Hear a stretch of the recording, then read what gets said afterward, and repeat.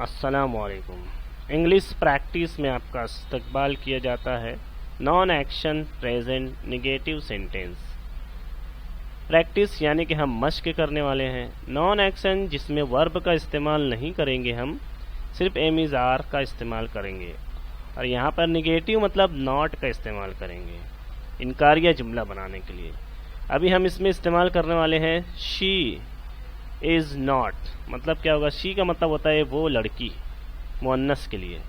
Is not मतलब नहीं है। इज़ का मतलब होता है नॉट मतलब नहीं है। अब यहाँ पर उसके बाद आएगा ऑब्जेक्ट या फिर नाउन।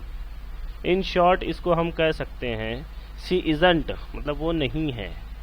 शुरू करते हैं, एग्जाम्पल के तौर पर समझने की कोशिश करते हैं। Number 1, she is not my wife. वो मेरी पत्नी नहीं है, वो मेरी बीवी नहीं है, उर्दू में कहेंगे। Number 2, she is not a teacher. वो कोई शिक्षक का नहीं है, वो कोई शिक्षिका नहीं है, वो टीचर नहीं है। Number 3, she is not my mother. वो मेरी माँ नहीं है, वो मेरी माँ नहीं है। Number 4, she is not my sister. वो मेरी बहन नहीं है, वो मेरी बहन नहीं है,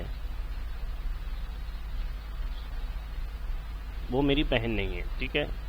number 5, she is not a doctor. वो चिकित्सक नहीं है, वो डॉक्टर नहीं है।